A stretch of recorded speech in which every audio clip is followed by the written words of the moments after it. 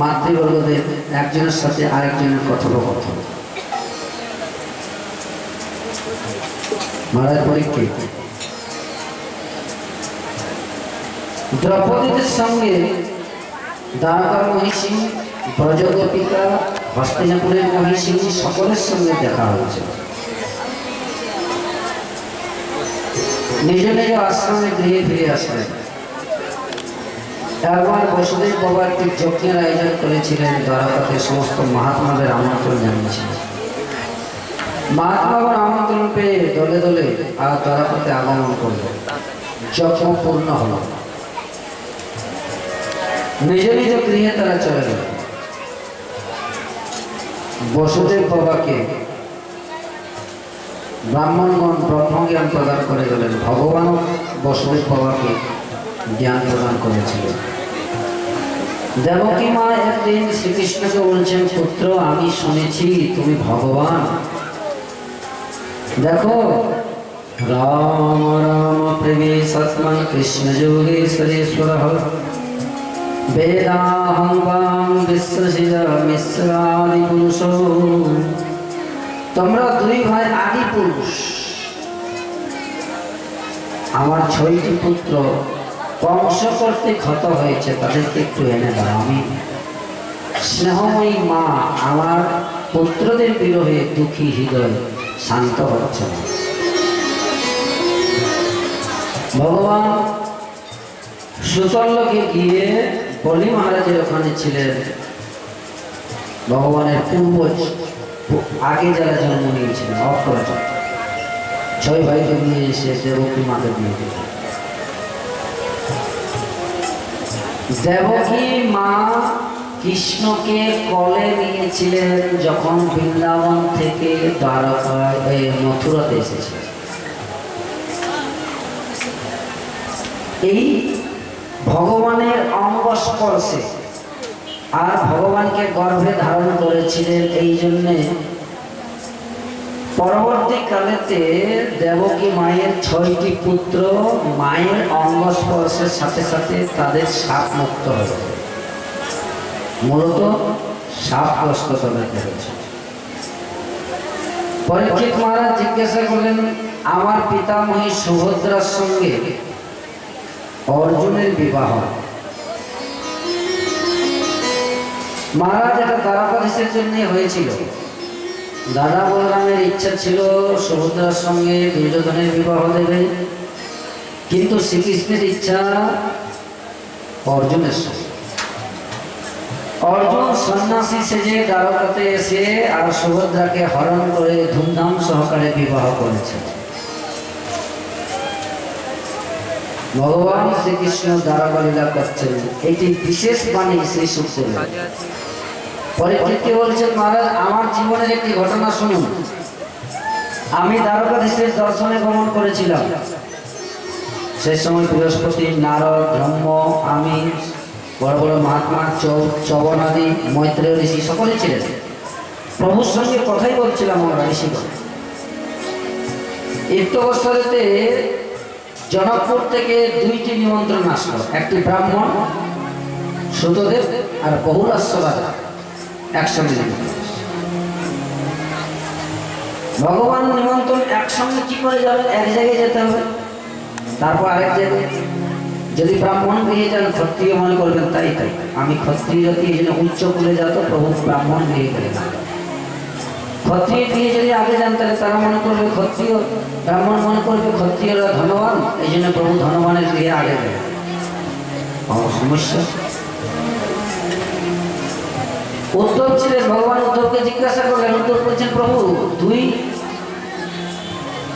অতিথির গৃহে একসঙ্গে আমন্ত্রণ পেয়েছি, আমরা একসঙ্গে 2 জায়গাতেই যাব। যখন মহারাজ পরীক্ষিত আমরা ঋষিগণ প্রভুর সাথে একত্রিত হয়ে গেল, প্রত্যেকের দুটো দেখাও ভাগ হয়ে গেল। আমরা একসঙ্গে অতিথি রূপে প্রবেশ করেছি। এই সমস্ত জনগণ ভবানী সর্বভূতানাং সাক্ষী সদস্যবিভ বহুলাস্য রাজা ভগবানকে স্তুতি করলেন। সুতদেব ব্রাহ্মণ ভগবানকে স্তুতি করলেন। আনন্দিত কোনো সময়তে এই শ্রুতিগণ ভগবানকে সাকার এবং নিরাকার রূপে স্তুতি করে থাকে। ভগবান মূলত সাকার, কিন্তু কোনো সময় তারা নিরাকার করে। এটিকে ভাগবতে বেদস্তুতি বলেন, খুব কঠিন। জয় জয় জয় হজা মজিত দোষ বিবিধ গুণ তমসি জলাত্মন সমবরুদ্ধ সমস্ত ভগ অগজগদ কোখাইল শক্তি ধাম পবদ কচিদ জয়াত্মনা চচরত নুচরে নিগম। এইভাবে বেদগুণ স্তুতি করে থাকেন ভগবান। হে প্রভু, আপনার অনেক জন্মকর্ম আপনার থেকে জাত, আপনার দ্বারা পরিচালিত, আর আপনাতেই বিলীন। আপনার জল প্রায় দেব মনস্য ভজন্তে শিবম শিবম প্রায় ধনী ন ভোজানন্তু লক্ষ্মণপতি। কিছু কিছু প্রশ্ন আছে খুব সুন্দর। যারা লক্ষ্মীপতি, যার বিশাল প্রাসাদ আছে, দিব্য বস্ত্র ধারণ করেন, প্রচুর সম্পত্তির মালিক, সোনা আদি যার প্রচুর আছে, ভগবান অনন্ত লক্ষ্মীর প্রতি যিনি। আমরা একদিন আপনাদের কাছে একটি কথা বলেছিলাম, সেটি হলো হিরণ্যকশিপু যখন ব্রহ্মার কাছে বর যাচনা করলেন, আমি অমর বর চাই, কিন্তু ব্রহ্মা বলছেন আমি অমর নই, আমার কাছে যে বস্তুটি থাকবে সেইটি আমি দিতে পারব, তার বেশি তো পারবো না, এখন সম্ভব না। তো ভগবানের কাছে আছে অনেক সম্পত্তি, তিনি লক্ষ্মীপতি, তাহলে তিনি ইচ্ছা করলে তার ভক্তকে, তার আশ্রিতকে দিতে পারেন, সবকিছু দিতে পারেন, পরম ঐশ্বর্য পর্যন্ত দান করতে পারেন। ভগবান তার ক্ষমতা আছে, হাতে আছে। কিন্তু যারা তার উপাসনা করেন এই লক্ষ্মীপতি, তারা প্রায় গরিব হয়, ফকির, তাদের কাছে সম্পত্তি বিশেষ থাকে না। ভগবান তাদেরকে সম্পত্তি দেন না। কেন দেন না? সম্পত্তির এমন একটা পাওয়ার আছে, এমন একটি শক্তি আছে, ভগবানকে পর্যন্ত ভুলি। আজ পর্যন্ত মহাভারতের থেকে আরম্ভ করে তো পুরাণ ভক্ত বলে যা দেখা যায়, যার যত সম্পত্তি সে তত ভগবানের থেকে দূরে থাকে, আর যিনি যত গরিব দিনহীন তার তত ভগবানের প্রতি শ্রদ্ধা থাকে, ভক্তি অটুট থাকে, গাঢ় থাকে। ধনবানের ব্যক্তি ভগবানের শ্রদ্ধা ভক্তি জানেন,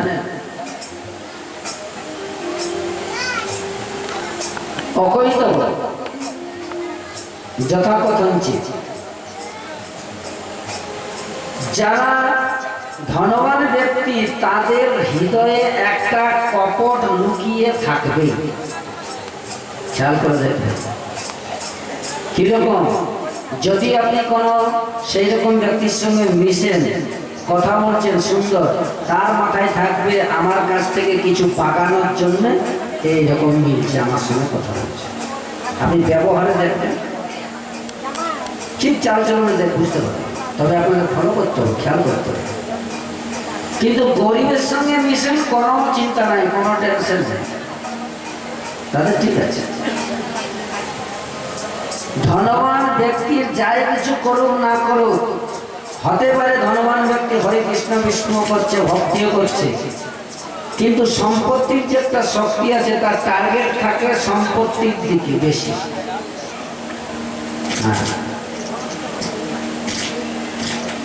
সকালবেলা ভগবানের ভজন করবে, তাও কিন্তু এই যে আমরা আপনাদের এখানে এই এক জায়গা থেকে পাঠ করে আসলাম, জয় রাধে, সংকল্প হয় দুই রকম, এক সকাম সংকল্প, এক নিষ্কাম সংকল্প। নিষ্কাম সংকল্পটি হচ্ছে ভগবত প্রসন্নতা, ওটাও নিষ্কাম নাই, ভগবানের প্রসন্নতা। কিন্তু সকাম সংকল্প অহম মম উত্তর উত্তর সম্পত্তি বর্ধার্থম পুত্র পত্রাদি বর্ধার্থম ধন লাভার্থম, এগুলি শব্দ বলা হয় সকাম। কিন্তু নিষ্কাম হলে কিচ্ছু বলা যাবে না, কি ভগবত প্রীত্যর্থম, ভগবানের প্রীতির জন্য আমি করছি, এই নিষ্কাম। তো ভদ্রলোক মনে করবেন নিষ্কাম যদি সংকল্প করি আর এটা লেগে যায়, আমি না হলে নিষ্কাম, আমি ভক্ত, আমার কিছু দরকার নেই, কিন্তু আমার ছেলে মেয়েদের তো দরকার আছে। কথাই মাথাটা সূক্ষ্ম। তখন আমাকে বলছেন মহারাজ যদি নিষ্কাম সংকল্প করি, তাহলে যদি ছেলে মেয়েদের এরকম ওই নিষ্কাম সংকল্প লেগে যায়, ভগবান আর যদি সম্পত্তি না দেয়, তাহলে আমার ছেলে মেয়ের কি হবে?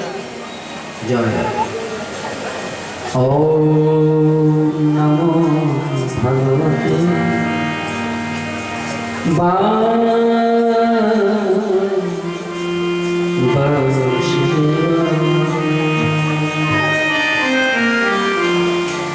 দেখো, এই জন্য যারা শ্রীপতি শ্রী হরির উপাসনা করেন তারা প্রায় গরিব, কিন্তু দেখুন মাথায় একটি ছাদ নেই, ভালো পরন একটি বস্ত্র নেই, খাওয়া দাওয়ার ব্যবস্থা নেই, সেই রকম অনুগত জন নেই, ভূত পিশাচ ডাকিনী যুগিনী নিয়ে যার নিবাস, কৈলাসের পর্বতে থাকে, শীত গ্রীষ্মেতে কষ্ট পায়, এখনো মহাদেব তার যারা উপাসনা করেন তারা তো বড় বড় ধনবান ব্যক্তি। এটা কিরকম হবে? বিপরীত কেন হয়? মহাদেবের কাছে আছে কিন্তু উনি ভোগ করেন না, উনি পরম ত্যাগী, বিরক্তা, পরম বিরক্ত। ভস্মাসুর ছিলেন মহারাজ, মহাদেবের উপাসনা করলেন,